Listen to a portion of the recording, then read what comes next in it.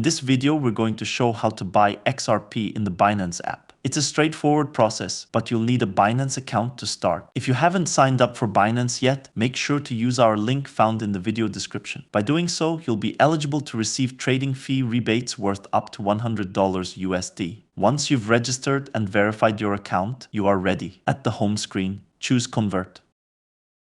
If it's missing, select More. Then select Edit to edit the shortcuts and scroll down till you find it. Select the plus sign to add it to the shortcuts. When you are finished, select Done. Now go back to the home screen and select the icon you just added. Now select the currency you wish to use for the purchase.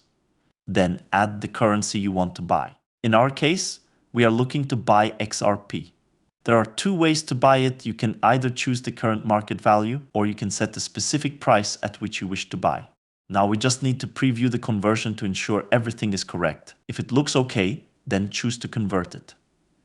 Now you can go back to the home screen, choose Wallet and then Spot.